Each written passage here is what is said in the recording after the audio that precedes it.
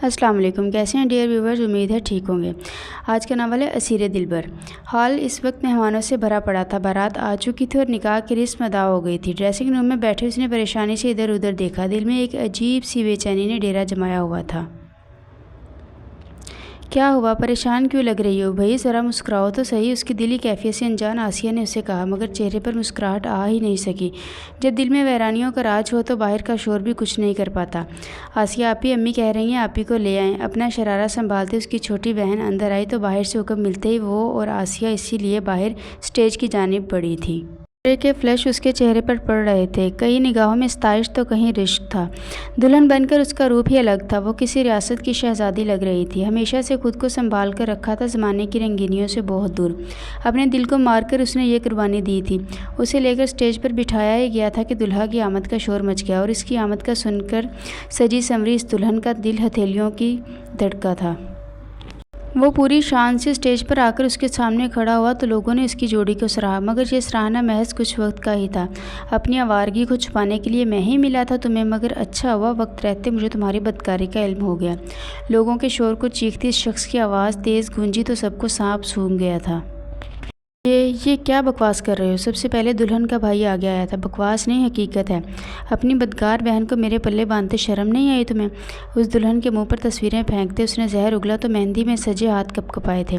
इसमें हिम्मत नहीं थी कि अपने लिए कुछ बोल सकती। दिमाग ख़राब हो गया तेरा? क्या बकवास कर रहा है? क्या है ये सब? इतने लोगों के सामने इस तरह तमाशा। दूल्हे का बाप आगे आया था, मगर वो तो जैसे सब कुछ सोच समझ कर बैठा हुआ था। मजीद इस तमाशे का हिस्सा नहीं बन सकता और ना ही इसे अपनी बीवी की हैसियत से कबूल कर सकता हूँ। इसलिए मैं इसे आप सबकी मौजूदगी में तलाक देता हूँ, तलाक देता हूँ, तलाक देता हूँ। उसके मुंह से जुमले अदा होते ही एक जन्नाटेदार थप्पड़ उसके मुंह पर पड़ा था। इसका बाप दिल थाम के एक तरफ लड़खड़ाया। वहीं इसकी माँ ने अपनी आंखों से क़यामत देखी।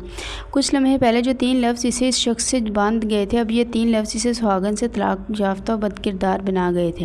ये सदमा इतना शदीद था कि वह बिना कुछ बोले ही बेहोश व गाफिल हुई थी।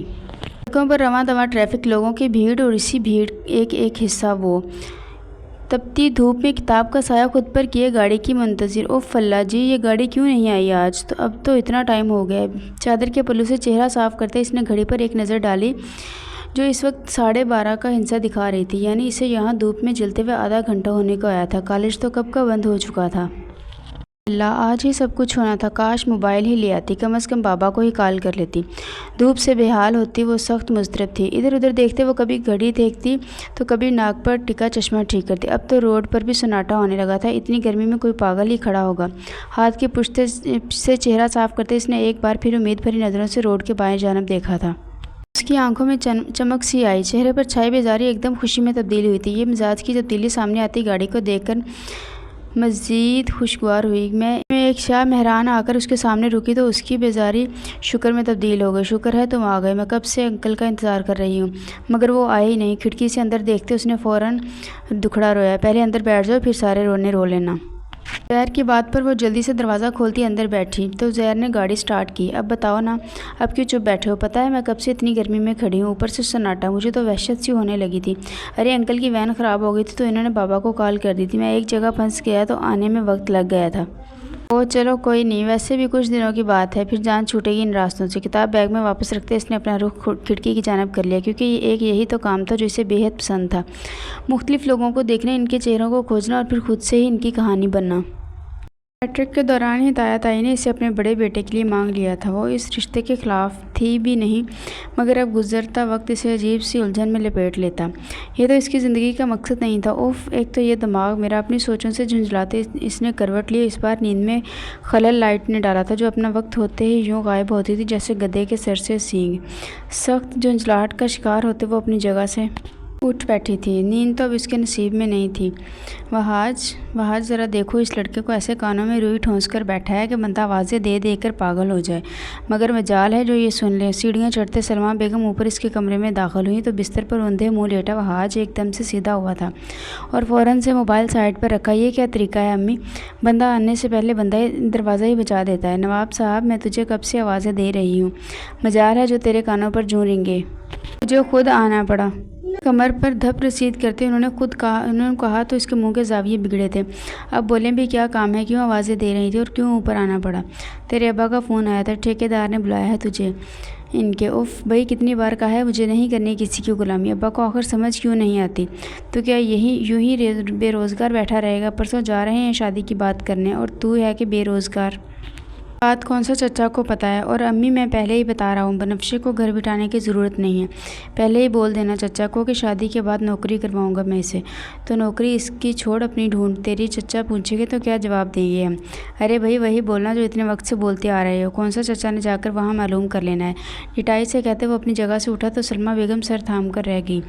ये लड़का तो हाथों से ही निकलता जा रहा है। करती हूँ कि अब्बा से बात जल्द अज जल्द शादी करें ताकि कुछ जिम्मेदारी का एहसास हो। गुस्से से बड़बड़ाते वो इसका फैलावा समेटने लगी।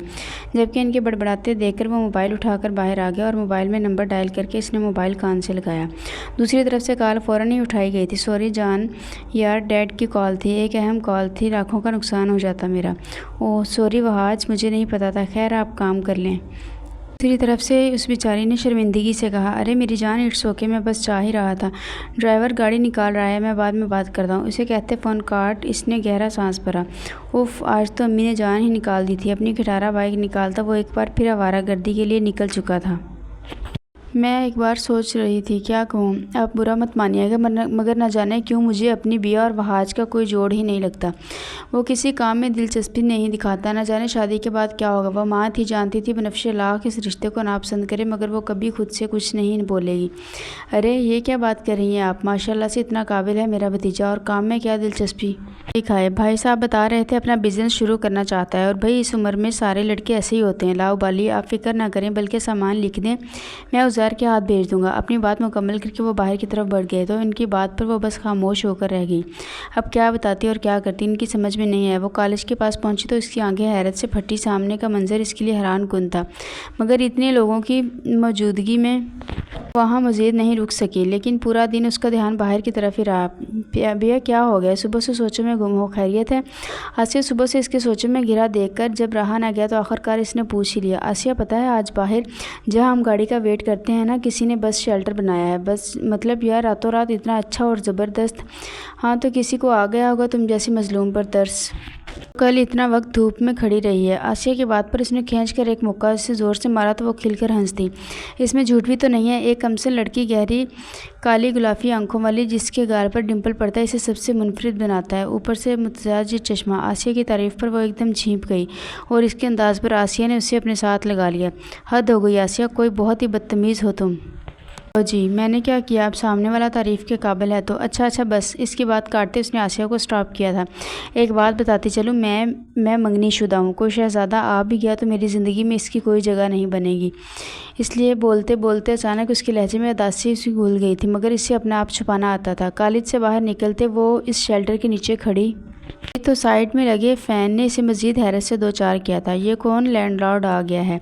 आसिया की हैरत भरी आवाज़ पर उसने कंधे उचकाए। यकीन करो कोई हीरो होगा जिसने ये किया। बस कर दो आसिया, हमारी ज़िंदगी में किसी हीरो की एंट्री नहीं हो सकती। निकल आओ इस ख्याली दुनिया से। इसे कहते वो सामने से आती वैन की तरफ बढ़ गई। व्यूअर्स पार्ट 2 के लिए कमेंट करें और लाइक शेयर और सब्सक्राइब करें। अल्लाह हाफिज़।